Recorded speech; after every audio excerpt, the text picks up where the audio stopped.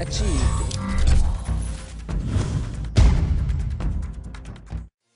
Hey, what's going on everyone? I'm Siloel, and for today's video, we'll be taking a look at the leveling system in Guild Wars 2. As most of you know, leveling is not something people jump for joy over in standard MMOs. Killing enemies off in the distant field gets repetitive. Killing bats to collect their wings that have a 5% drop rate becomes tedious. Leveling alone is never fun, especially when you have friends higher level than you, friends that you will never be able to enjoy the game with until max level. But don't worry, this is all going to change in Guild Wars 2. In Guild Wars 2, leveling will not be a grind fest.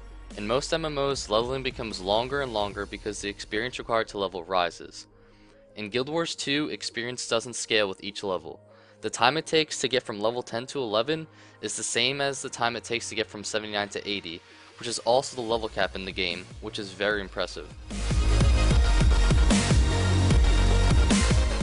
The first thing ArenaNet wanted to change is the old MMO style of questing. They wanted to get rid of talking to an NPC with an exclamation point on their head that tells you to go kill enemies that are supposedly disrupting the town, and all they're doing is walking in a field a mile away. They did this by implementing dynamic events. Dynamic events are the questing system in Guild Wars 2. As you're exploring the world, you will run into these events as they unfold. They will sometimes appear on your map, or sometimes an NPC will even point you in the right direction. Dynamic events make questing fun, and most of all, epic. You won't be killing enemies that are standing around doing nothing. You are going to be saving a town that is under siege from the enemies that are trying to take it over. One cool thing about dynamic events is that if you fail to complete the first stage of it, it will transition into the next part of the event. The first part of the event would be to save the town from the enemies. The second might be to take the town back if you failed to do the first part. Another great thing that dynamic events do is that they scale. This means that if 5 players are participating in an event, and 10 more players come along, the event will scale to match the number of people in the event. Things such as more monsters spawning, monsters getting new abilities, and monsters becoming a higher level might occur. Since there is scaling on all of the events, this means that a large number of players will not be able to breeze through any of the events in the game. Since the dynamic events don't require a certain number of players to complete it, the scaling system also favors players that play on unpopulated hours. Just because it's only you and a few other people that are leveling in your area, doesn't mean that you will miss out on the dynamic events in the game.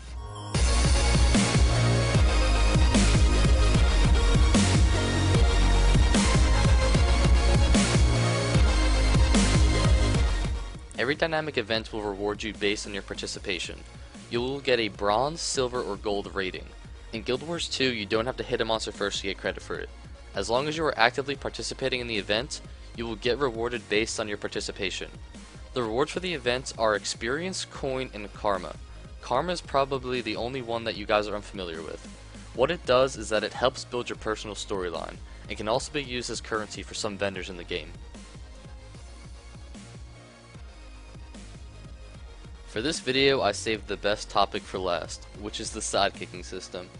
What the system does is that it allows a higher level character to sidekick up a lower level character to their level.